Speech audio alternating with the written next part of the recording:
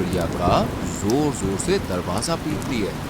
इतनी गहरी नींद में थी, कब से दरवाजा खटखटा रही हूँ। पर हुआ क्या मीनू मौसी, सब ठीक तो है?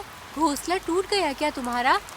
नहीं नहीं, जल्दी चल, वो कालू के घर पे।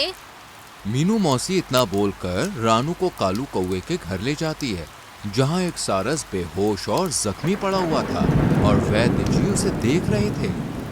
ये कौन है और इसकी ये हालत कैसे हुई? कहाँ से आया है कालू भैया? आपका कोई रिश्तेदार है क्या? नहीं रानू, मैं तो इसे जानता भी नहीं हूँ। वो क्या हुआ कि अचानक से भूरी के पेट में दर्द हुआ, तो मैं वैद्य जी को बुलाने जा ही रहा था। इतने में मुझे तालाब के पास ये बेहोश मिला।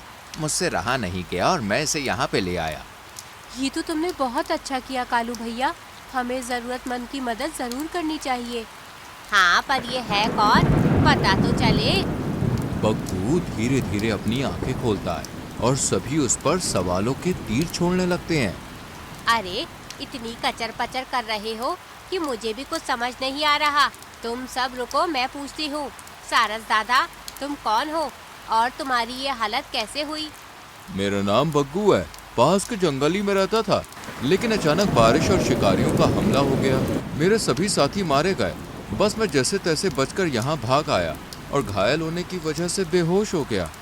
सभी को बग्गू पर दया आ जाती है और वो उसे इसी जंगल में रहने की इजाजत दे देते हैं। और फिर अरे बग्गू चाचा, ये तालाब के पास क्या कर रहे हो? कुछ नहीं रानू, यहाँ ताजगी है तो सोच रहा हूँ कि यहीं बस जाऊँ। मैंने तो अपना घर भी बना लिया है। ये बढ़िया है, आओ मैं तुम्हें तालाब की मछलियों से मिलवाती हूँ। ये है रानी, वो माधुरी और वो शीना। ये हमारे तालाब की सबसे सुंदर मछलियाँ हैं। मछलियों को देखकर बग्गू का मन मचलने लगता है। बग्गू चाचा, आप यहाँ आराम से रह सकते हो और जब मन करे हमसे बातें भी कर सकते हो। सभी बातें कर रहे थे, इतने में कालू भागा भागा आता है। जल्दी चलो रानू, बग्गू चाचा गजब हो गया, हमारे राजा का देहांत हो गया। राजा के देहांत से पूरा जंगल मायूस था और अब नए राजा की चर्चाएं शुरू हो जाती हैं। मेरे हिसाब से रानू को गद्दी पर बिठाना चाहिए। नहीं मौसी, आप ये औधा संभालो।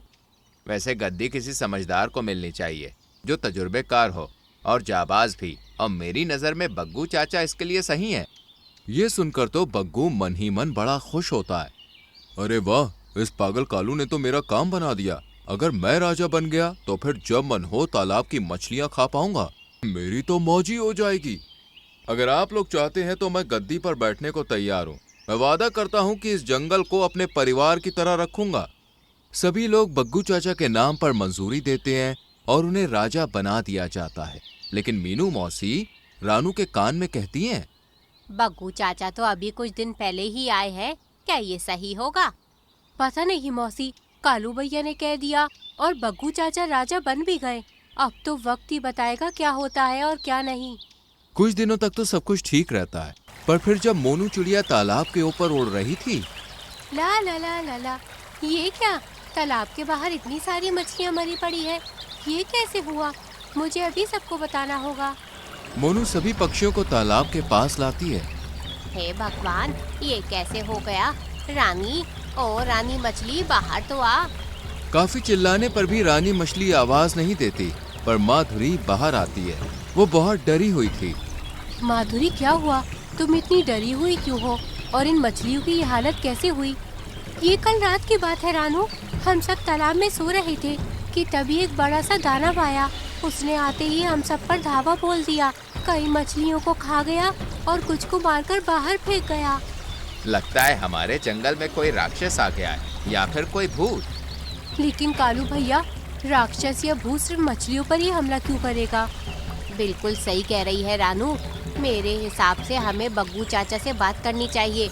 आखिरकार वो हमारे जंगल के राजा हैं। जब तक शेर खान राजा थे, किसी दुष्ट की हिम्मत नहीं हुई जंगल में घुसने की। हाँ हाँ, सही बात है। चलो अभी चलते हैं। क्या बात है, तुम सब लोग एक साथ? कोई मुसीबत आई है क्या? मीनू मौसी बग्गू को पूरी बात बताती है।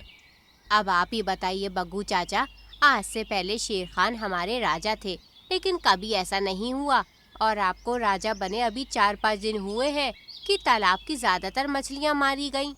और नहीं तो क्या, आप और आपके सिपाही रात में कहाँ थे? जब वो दुष्ट राक्षस, अरे काहे का राक्षस, जब वो दुष्ट जानवर उन मछलियों को मार रहा था। मीनू और मोनू की बातों से बग्गू गुस्से से तिलमिला उठता है। तुम पिद्दी पिद्दी सी चिड़िया मुझे आग दिखा रही हो, अपने राजा को मुझसे सवाल जवाब कर रही हो, वो भी इस तरह ऊंची आवाज में। सिपाहियों, फौरन इन दोनों को कैद करके काल कोठरी में डाल दो। ये तो गलत बात है, पर हमने आपको राजा बनाया ताकि आप हमारा ध्यान रख सकें, और आप हमारे साथ ही ऐसा कर रहे हैं।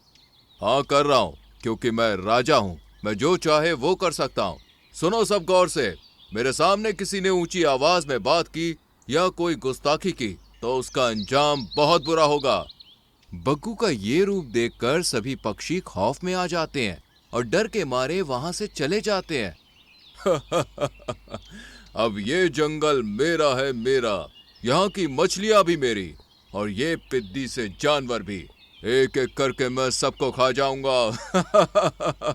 मुझे तो लगता है कि तालाब की मछलियों को मारने वाला ये बग्गू ही है। उसे राजा बनाकर ही गलती कर दी हम सबने। अरे बाहरी पक्षी था, पर नहीं, अंधभक्तों की तरह भरोसा किया हमने उस पर। अब भुगतो। सब मेरी गलती है। ना मैं उसे राजा बनाने का सुझाव देता और ना ही ये सब होता। अरे पर अब होगा क्या? अब तो हमारे राजा भी दुनिया में नहीं है, और बग्गू तो पूरे जंगल को बर्बाद कर देगा। तालाब तो खाली ही कर देगा। हमारी सारी मछलियां मारी जाएंगी। सही कहा, लेकिन मछलियां खत्म होने पर शायद वो हम छोटे पशु पक्षियों को भी निगल जाएगा। फिर तो हमें कुछ न कुछ करना ही होगा, पर इसके लिए हमें पता करना होगा कि क्या वाकई मछलियों को मारने वाला बग्गू ही है। मतलब उसी ने मारा होगा? अरे कई बार होता है ना, गुस्से में हम कुछ भी बोल जाते हैं। तो हो सकता है बग्गू ने मीनू मौसी के सवालों से गुस्सा होकर वो सब बोल दिया हो। असल में इसके पीछे वो हो ही ना। फिर तो हमें आज रात को तालाब की निगरानी करनी होगी। पर उससे पहले हमें मीनू मौसी और मोनू को बचाना होगा। इसके लिए तो मैं और मिंटी ही काफी है। हम दोनों जाते हैं और बग्गू के सिपाहियों की आंख बजते ही उन दोनों को पिंजरे से छुड़ा लाते हैं। मोंटू और मिंटी दबे पांव काल कोठरी की तरफ जाते हैं, जहां पिंजरों में मीनू मौसी और मोनू कैद थी। चलो चलो, जल्दी बाहर आ जाओ। वारे मोंटू, तू छोटा है पर बड़ा काम का है। तेरा भी शुक्रिया मिंटी, तुमने आज हम दोनों को बचा लिया, वरना यहाँ तो उस बग्गू के बच्चे ने हमें सुबह से भूखे प्यासे बांध कर रखा है। अब जल्दी चलो मौसी, हमें तालाब के पास भी जाना है। रात होने को है, जल्दी करो। रास्ते में मोंटू और मिंटी उन्हें सब समझा देते हैं और अब सब तालाब के पास पहुंचते हैं। कोई पेड़ के पीछे छुपता है तो कोई पेड़ के ऊपर। इतने में एक बड़ी सी परछाई वहां आती है, जो कोई और नहीं बग्गू ही था। देखा देखा, ये कोई और नहीं बग्गू ही है। मैंने पाप कर दिया जो इसकी जान बचाई। अगर इसे उसी दिन मर जाने दिया होता तो आज ये सब ना होता। अब जो हुआ सो हुआ कालू भैया। फिलहाल हमें ये सोचना होगा कि अब हमें क्या करना है। कैसे भी करके इसे रोकना है। दूसरी तरफ बग्गू मछलियों को देखते ही उनमें चोंच मारकर खाने लगता है। वो माधुरी मछली को खाने ही वाला था कि तभी। बस करो बग्गू चाचा, तुम्हारी पोल पट्टी खुल चुकी है। खबरदार जो तुमने एक भी मछली को खाया तो। मुझसे पंगा लोगी? रुक, तुझे भी सिपाहियों से कहकर उस काल कोठरी में डलवाता हूँ। जरा ऊपर तो देखो बग्गू चाचा। बग्गू जैसे ही ऊपर देखता है, मीनू, मोनू और बाकी पक्षी एक बड़ा सा जाल लिए उसके ऊपर डाल देते हैं। पर इससे पहले कि वो जाल बग्गू को कैद करता, वो तालाब में कूद जाता है और एक शेर उसमें फंस जाता है। अरे क्या कर रहे हो? मुझे बाहर निकालो। ये कहाँ फंसा दिया तुम लोगों ने? बाहर निकालो। तुम कौन हो और यहाँ क्या कर रहे हो? जल्दी से बाहर निकलो, वरना वो बग्गू भाग जाएगा। क्या कर रही हो? अभी तो उस बग्गू का टेंशन खत्म भी नहीं हुआ है कि अब तू एक शेर को आजाद कर रही है। अरे ये बाहर आया तो हम सबको ऊपर भेज देगा। ऐसा नहीं है मीनू मौसी। तुम्हें मेरा नाम कैसे पता? मैं तुम सबके नाम जानता हूँ। ये लो। शमशेर मीनू को एक पत्र देता है और मीनू उसे पढ़ती है। मेरे प्यारे भाई, मैं राका। मुझे नहीं लगता कि अब मैं ज़्यादा दिन जीवित रह पाऊंगा, पर मेरे जंगल के पशु पक्षियों को एक अच्छे, नेक और बहादुर राजा की ज़रूरत है। तो क्या तुम मेरी जगह मेरे जंगल का ध्यान रखोगे? अगर सभी चाहे तो तुम राजा बनना, और नहीं तो फिर ऐसे ही इनकी सेवा करना, क्योंकि ये सभी मेरे परिवार की तरह हैं। और इनकी सुरक्षा मेरी जिम्मेदारी। मतलब आप हमारे महाराज के भाई हैं। हाँ, और मैं यहाँ तुम्हारी रक्षा करने के लिए आया हूँ। ये सुनकर सभी बहुत खुश होते हैं और जोर से तालियां बजाते हैं। अरे पहले मुझे बाहर तो निकालो, उस बग्गू को नहीं पकड़ना क्या? शमशेर बाहर आते ही भाग रहे बग्गू पर झपट्टा मारता है और उसे